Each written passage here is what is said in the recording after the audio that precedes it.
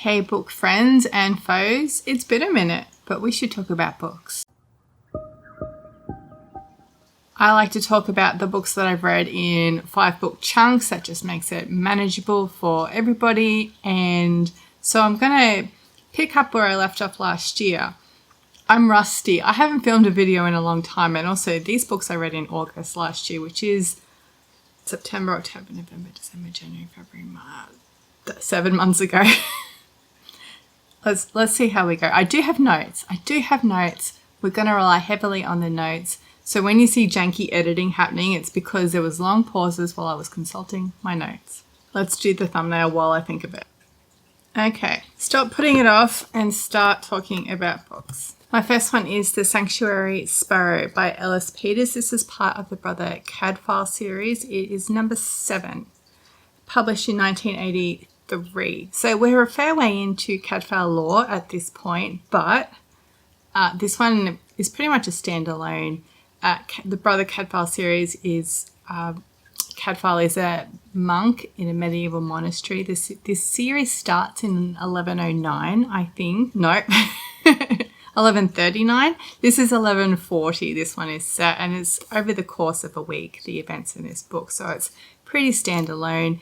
The whole series is set against the backdrop of civil war in England, and sometimes that comes into play in the stories, but not in this one. It's all really self-contained. Starts out with a young man seeking sanctuary in the monastery because he's been accused of a crime. Now, the sanctuary law was not the same everywhere, but in England, in this part of the world, and in this book, if you were accused of something by the law, you could seek legal sanctuary in a monastery for up to 40 days, depending on where you were.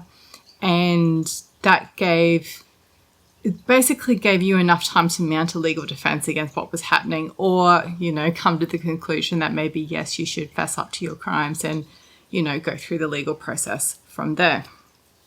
So this young lad is chased into the monastery by a mob who has accused him of murder.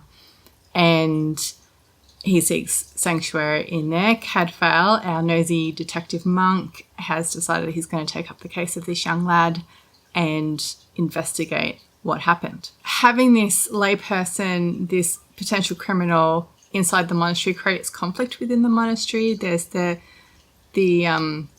prior who does not enjoy being the centre of this legal turmoil and the disruption it causes to his perception of the monastery. But then Cadfael is loving it. He's loving life. It's an excuse to go out into the town and talk to people and investigate a murder. And he likes that. He likes a break from his everyday routine of prayer and work. This one is also really interesting because the murder happened at a wedding.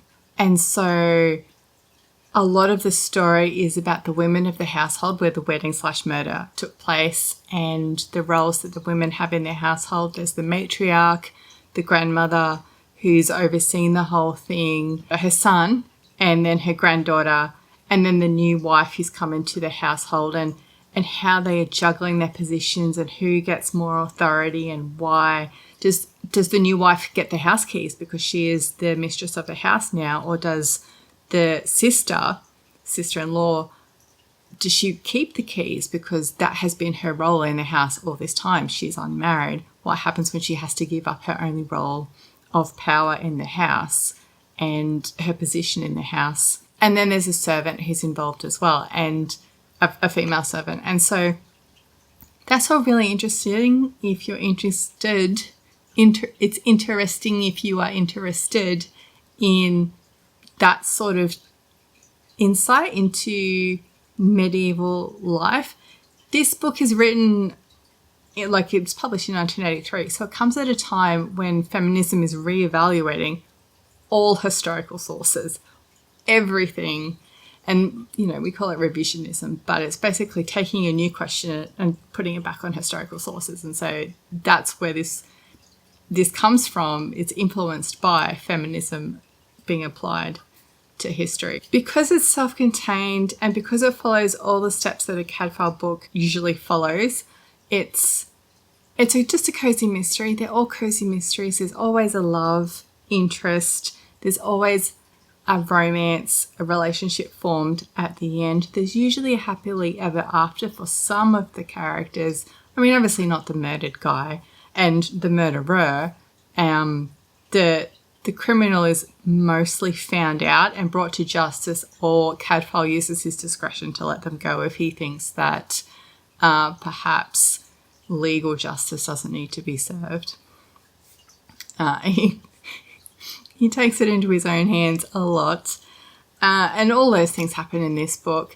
I'm not going to give it away any spoilers beyond what you will expect in a Cadfael book, except that the reveal of the murderer happens really early in this one, which is unusual, but then there's more twists after that and it gets really good and digs more deeply into the themes of the book. Did I enjoy it? Yes, of course I enjoyed it. It was a reread and a cozy reread at a time when I think last year I did a lot of rereads and I needed that. This next one is actually the reason I put off making this video for so long, because I don't know how to tell you about this book. It is Notes from the Burning Age by Claire North. Straight up, I will tell you, it's great. It's really good. Published in 2021. This is post-climate apocalypse fiction. And it's got a lot of plot twists, which I am going to spoil in order to explain to you why I like the book. So if you don't want to have spoilers, skip this one. Do read it. We start out here with Ven, who is a holy man, like a priest or a monk. But in this context, the holy orders are people who have access to history, which I guess is like actual monastic orders in medieval times. They have access to the religion that they've developed. There's no year when this is set, but it's long enough in the future, far enough in the future, that they are excavating backed up data of tweets and then having to translate tweets and interpret the historical context of tweets. So hundreds, if not thousands of years, there are people who work in the mines, which are excavating rubbish tips to find artifacts from our time. That kind of post-climate apocalypse stuff. Everything runs off battery, everything runs off solar, there's no cars, nothing like that. So Ven is a holy man, but he's run away. And he's picked up by this mob called the Brotherhood. They use the fact that he's run away from holy orders to hold that against him so that he'll work for the Brotherhood. Brotherhood is basically like MAGA, but for humanity. So make humanity great again. And they are trying to find schematics for nuclear weapons and vehicles and combustion engines and stuff like that. They don't believe that we should have a shared economy, that we should, in fact, hard work should be rewarded with individual prosperity. And you see where I'm going with that. And so Ven starts working for them because he's bullied into it. And I find that really hard to read. I'm like, why do we have to go through this story with these MAGA bros? I hate them. But plot twist, Ven's a spy. And Ven's spying on them. So that made me feel better. And then I could go along with the story and with Ven and see how he's going to subvert the Brotherhood and their plans. And he's working for the good guys, and I can't remember what that faction is called. But the guy that he's working for in the Brotherhood, George, is really smart and is doing a lot of politicking and machinations. And so Ven has like an intellectual respect for George. And then later events, this is fully spoilers, later events happen where Ven is discovered, runs away, and then is recaptured by George and held hostage. But George respects Ven intellectually as well. And so they create this awful intimacy of not friends, but respected enemies. And the whole story pivots around their relationship, Ven and George. And because they are smart and they know that working for the other team and who's holding the power, dynamic at the minute. Who's going to win and how? There's also other parts, like you would describe that as straight up science fiction, speculative fiction, but then there's a magical realism element as well, in which the spirits of nature are worshipped because they manifest in times of climate crisis. So at the very beginning of the book, there's a forest fire, and are they kakwi? Like elemental spirits, giant, monstrous elemental spirits, like comes out of the fire, comes out of the forest in the fire, and is basically like a avatar of that destruction. And Ben sees them a couple of times, but because they are spirits, essentially, most people never see them, and so belief in them is fading. And so maybe we should have currency, and we should have combustion engines, and we should have tanks and wars, because why are we worshipping these things that don't exist? But Ven has seen them, and we have seen them, and so that gives it like a magical realism element as well. It's climate fiction, it's spy fiction, it's got religion in it, and the religion I loved it because it was historical data, which was us, and because I just like religion in my books anyway. I wrote here in my notes that it explores how intelligent people can be seduced by destructive ideologies, and also the personal cost of opposing someone that you intellectually respect. I had a good time with this book. Once I got into it, it was one of those ones, was it me or was it the book, where I needed to sit down for a solid chunk of time to get into it. It wasn't one where I could just pick it up for 10 minutes. It was an hour at a time kind of read. And when I was doing that, I was having a great time with it. So it did require some investment from me, but then I enjoyed it at the end. So is that a lesson? Yes, but we don't always have more than 10 minutes of an evening after we've scrolled Instagram. Next up was Terry Eagleton's Materialism, which you may have seen me buy when I was in Melbourne. I picked this up because it was skinny. The call number here is 146.3, which is Materialism, would you believe, published in 2017. Now, like I said, I picked this one up because it was a slim volume. I looked at some others by Eagleton in the bookstore I was in, and then picked this one because I thought it would be easy to knock over. And my goodness, I was wrong. I was so wrong. First thing I did after reading the first 3 pages of this book was ask Wikipedia to define me materialism so that I could understand what was happening here. It is not a primer in any way. It is a theory. It is Eagleton taking Marx's theory of materialism and someone else, Nietzsche, I think, and then twisting them together to come up with his own theory of materialism. What is materialism, you may be asking, as I asked Wikipedia.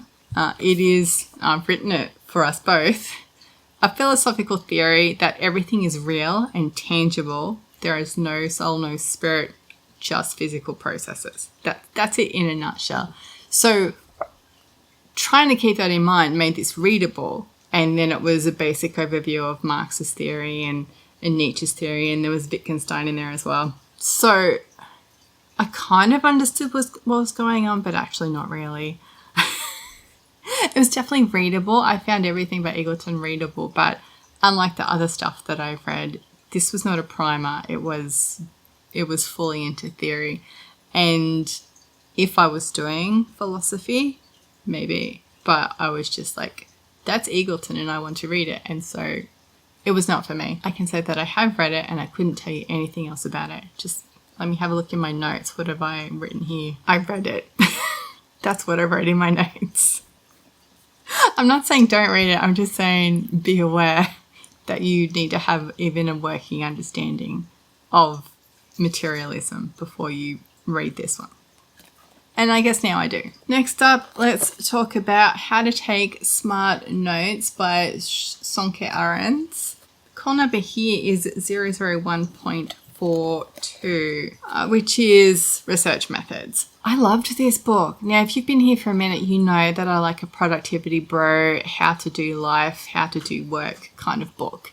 And that is this. This is how to do Zettelkasten, which is Zettelkasten is a system of working that was what is the word that I want? Pioneered by a German academic called Niklas Luhmann, who basically in reading, academic reading, would write down the notes that you take when you read, and each individual can, come on words, like each concrete idea, individual idea, on one note card, and then with bibliography and stuff referencing. And then you can take those note cards and attach them to related things, or you can pull them all out and mix and match and see what happens when you put on the surface unrelated ideas together and then come up with new things to write about. Every example in here is an academic example, which you never get in his productivity books. So I really enjoyed that. It was about how to take good notes from your reading, concrete notes, notes that will be useful in the future, and how to store them so that you can retrieve them usefully in the future. And it really just made me want to go back to uni. It made me want to read things for the purposes of research and writing. And it really fired that up in me. And I'm not going to do it because capitalism requires that I have a job. But it made me really want to do that. And I really, really enjoyed this book.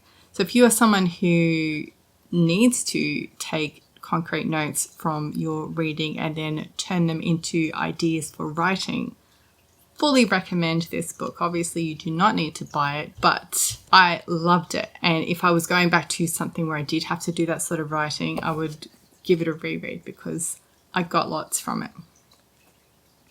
I liked that this, as well as explaining how to, explaining the general idea, gives you concrete examples on how to do it as well. Whereas a lot of these productivity books do not. They're just like, eat better and go for a run and just do the work. And of course, this one also says just do the work, but it's saying this is how you do the work. That one also published in 2017. And then finally, when I picked up Materialism, I was looking at another book that was thicker, and I got this one instead, and we all know how I feel about that.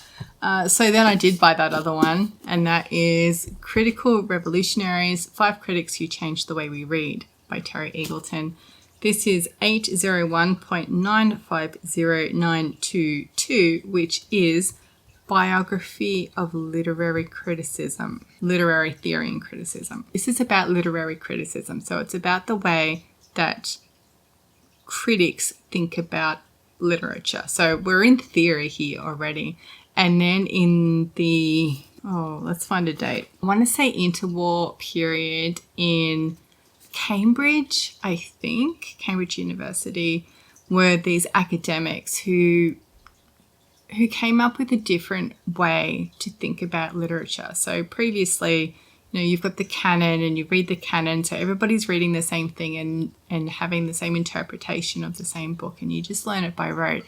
And these guys were like, what if we read the text and didn't take into consideration the author? What if the text stands on its own? What if we just read what the text is saying and between the lines and disregard the author entirely?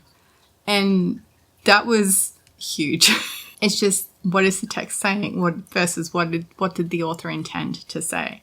And so this is the 5 guys who did this, and it was all guys. Some of them had, wives or partners who were also within this milieu, but this is just about the guys. We've got T.S. Eliot, I.A. Richards, William Empson and F.R. Leavis, who are all contemporaries, and Raymond Williams, who was, I think, a student of Leavis. Ironically, historical context about those authors. So that was interesting to read what they did, especially what they did outside academia, to form the view that we should focus on the text and not the author, and how they were received, how they came to be writing, all that sort of thing. So yes, it's ignoring the entire point of of the new criticism, which is just a focus on the text and what it says.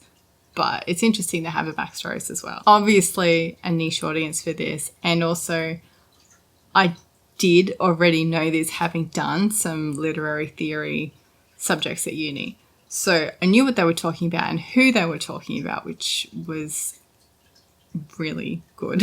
So again, I mean, if you have some knowledge of the topic, would highly recommend a Terry Eagleton book. Terry Eagleton had a book come out at the end of last year, still in hardcover, so I haven't got it yet, about modernism, and I'm definitely keen to read that one because modernism is something that I know about.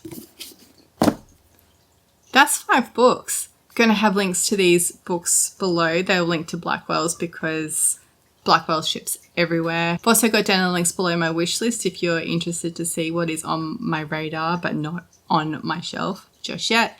And also a link to my store, Scrivener's Tools, where I ship stationery across Australia and New Zealand. And I'm looking to ship more internationally. So if that is of interest to you, let me know. And which of these books will you pick up? Look, they're all freaking niche, aren't they? They're so niche. So if I was picking one for you, I would pick Cozy Detective Monk, because how can you go wrong? Thank you, and I will see you next time.